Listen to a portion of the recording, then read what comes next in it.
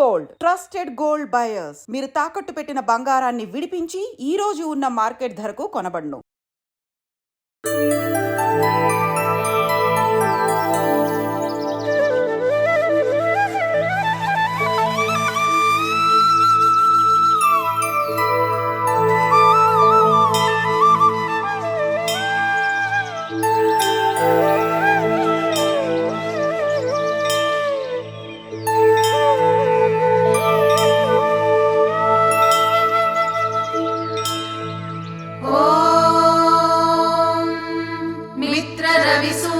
भानुकगपूष हिरण्यगर्भा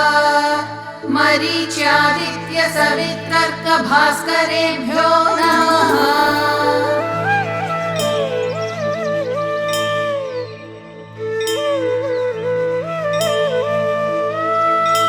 श्रीमन्नशेष जगदेक महाप्रदीप सच्चेतनाप्रद जगद्धित कृत प्रताप तेजस्वरूप करजाल विमृष्ट पाप मित्रान्वहं मम विभो कुरु सुप्रभातम्। ऐश्वर्यमीश दिश पावकरूप वह्ने ज्ञानं च देहि परमेश्वर रूप शम्भो मोक्षं प्रयच्छ च जनार्दन रूप विष्णो नीरोगतां दिश रवे कुरु सुप्रभातम्। स्रष्टाखिलस्य जगतश्चतुराननस्त्वं भर्ता च लोकनिवहस्य हरिस्त्वमेव हर्तासि भूतमिततेर्विषमेक्षणस्त्वं सूर्यत्रिमूर्तिमय मे कुरु सुप्रभातम्। प्रातः प्रभाच्छुरितपूर्वनगाग्रसानो रम्येन्दिरासदनशोभन दिव्यभानो सायं प्रभाभिरविपूरितचित्रभानो भानो सुधीड्य सततं कुरु सुप्रभातम्। धर्मात्मनां सुविदुषां समनुग्रहाय दुष्टात्मनां कुजनुषां च विनिग्रहाय कारुण्यवर्षण विधावनवग्रहाय शक्तो ग्रहेश खलनः कुरु सुप्रभातम्। पौरस्य भूधरतटीतिलगायमाना चूडामणेम्बरतलस्य च दिग्विधूट्याः कर्णावतंस गगनाञ्चितराजहंस पूषन् सुतोषकरणः कुरु सुप्रभातम्। उद्बोधयस्य नुदिनं वनमम्बुजानां त्वं सन्दधासि युगलिश्च रथाङ्गनाम्नां प्रीणासि जन्मिनयनानि हिरण्यगर्भा लोकोपकारपरणः कुरु सुप्रभातम्। मृद्नातिरोगनिवहोपघनं नितान्तम् कृष्णातिषड्रिपुगणो निशमन्तरङ्गम् तान् भस्मसात् कुरु मरीचिगणैर्मरीचे भक्तौघरक्षणरुचे कुरु सुप्रभातम्। येषां पराञ्चिकिलखान्यतृणत्स्वयम्भू स्वां वह्निपिण्डमतुलं खलु मन्वते जानन्ति योगिनि वहाः पुरुषं परं त्वाम् आदित्य सत्यघननः कुरु सुप्रभातम्। भर्गोऽस्य धीमहि च तत्सवितुर्वरेण्यं देवस्य चोदयसि यस्त्वमिमा धियो नः सुषेहि वाञ्छितफलं समुपाश्रितानां तेजो निधान सवितः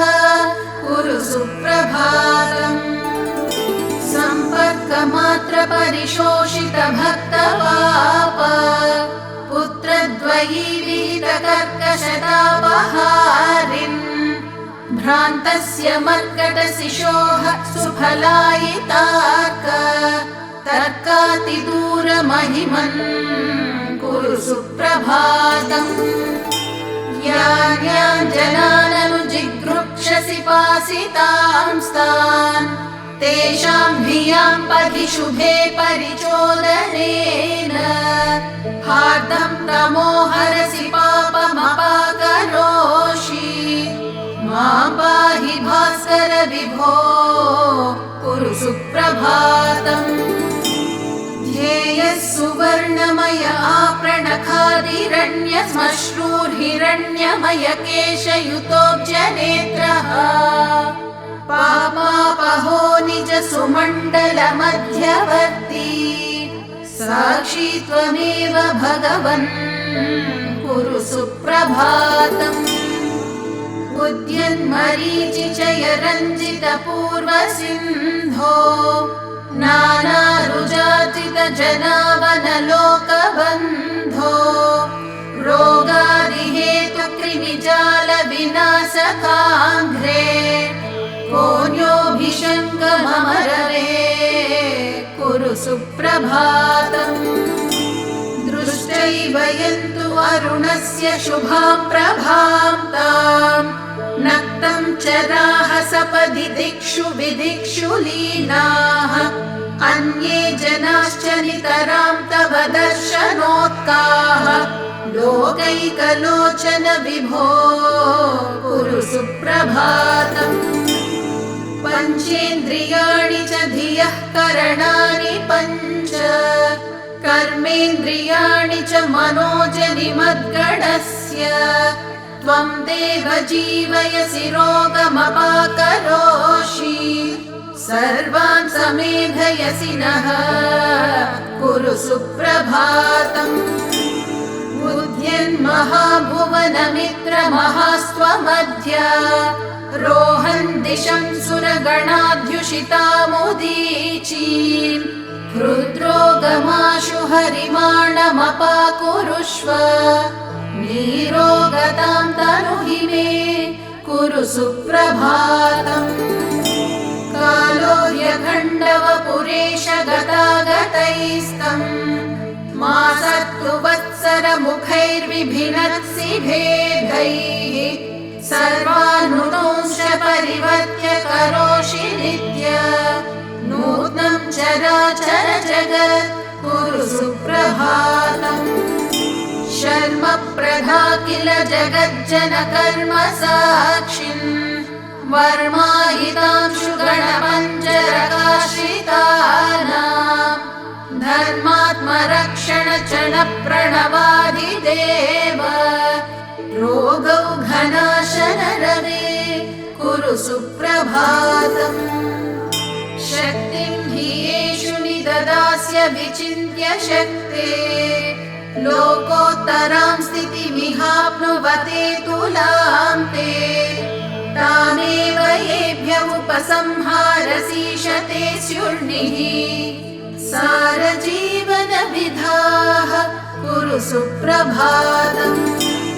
रोगान् प्रशामयसि देवधिनोषिकायम् चित्तं प्रसादयसि शान्तियुतिं तनोषि पापं धुनोषि परमं विगुणोषि तत्त्वम् ब्राह्मी स्थितिं दिशसि नः कुरु सुप्रभातम् यद्वत्तमोऽनुदति ते प्रथमांशुवातः येधांसि भस्म कुरुते च यथाग्निघातः ज्ञानं तथैव कुरुते किल कर्म भस्म तद्धेहि कर्म दहनं कुरु सुप्रभातम् मुक्तेषु वद्व्रजसि भास्कर नैमिषार्धे द्वाविंशतिं किल शतान्यपि योजनानाम् त्वामेधनेयमुपयातु ततोऽपि शीघ्रम् उल्लाघयाशु भगवन् कुरु सुप्रभातम् या देवता अपि हि नीच जनप्रयुक्ताः क्षुद्रागदान् बहुविधान् जनयन्ति देहे एतत् कियत्तव रुजां हरणं त्रिमूर्ते रुद्रोगमाशु हर मे कुरु सुप्रभातम् दोषं मदीय हृदये नयने च दोषं श्रुतौ क्वचि च दोषमघाविनश्यम् जैवं च कर्मकरणादिगतं च दोषम् संलोषयस्व किरणैः कुरु सुप्रभातम् धर्मार्थकामचयनप्रतिबन्धहेतून् कालक्रमेण विकरीकृत सर्वधातून्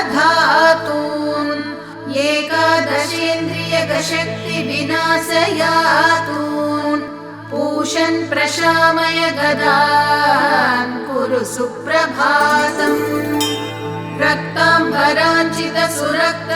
रक्ताम्बराञ्चितसुरक्तसुमाग्र्यमाला रक्ताब्जविस्तरकभक्तजनानुरक्त आरक्तकान्तिसुतनोवररक्तभूष रक्तान्तलोचन घृणे कुरु सुप्रभातम् वाताश्मरीगलमहोदरता प्रमेहान् अशोभगन्धर रुजे ग्रहणीं निकोचम् त्वग्रो गजालमितरांश्च निहंसि रोगान् तिग्मांशुभिर्ग्रहपते कुरु सुप्रभातम्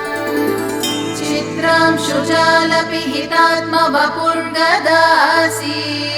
शङ्खारिभूषित चतुर्भुज पद्मनेत्र केयूरहार मुकुटाधिसुभूष सूर्य नारायण व्यय विभो कुरु सुप्रभातम् भद्रं च कर्णयुगलैः शृणुयामदेव पश्येम भद्रमनिशं नयनैर्यजत्राः अङ्गैस्थिरैस्तनुभिरेव चतुष्टुवांसः आयुर्व्यशेम सुखदं कुरु सुप्रभातम् येभ्यः प्रसीदति सहस्रमरीचिमाली तेभ्यः सदैव कुरुते ननु सुप्रभातम् नक्तं दिवा सकलजीवितमप्यमीषाम् पूर्णं भवेदतुलशान्ति समृद्धिपूर्णम्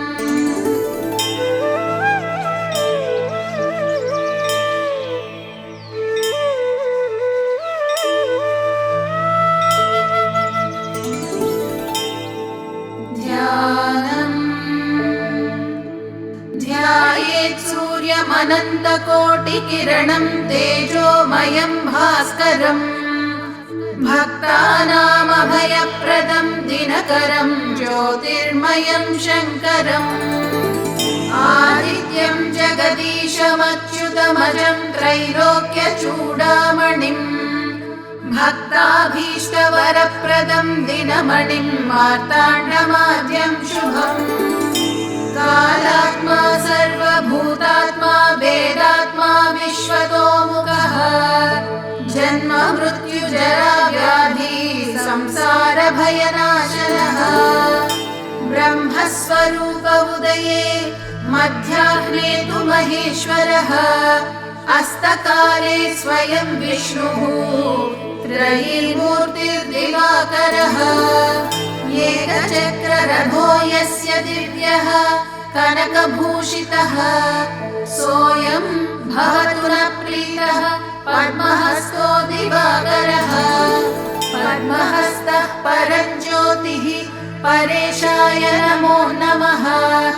अण्डयोनिर्महासाक्षी आदित्याय नमो नमः धर्ममूर्तिर्दयामूर्तिर्सत्त्वमूर्तिर्नमो नमः सकलेशाय सूर्याय क्षान्तेशाय नमो नमः क्षयापस्मारगुल्मादिदुर्दोषव्याधिनाशनम् सर्वज्वरहरं चैव क्षुक्षिरोगनिवारणम् एतत् स्तोत्रं शिवप्रोक्तं सर्वसिद्धिकरं परम् सर्वसम्पत्करं चैव सर्वाभीष्टप्रदायकम् सर्वसम्पत्करं चैव सर्वाभीष्टप्रदायकम् ॐ सूर्यनारायणाय नमः ॐ सूर्यनारायणाय नमः।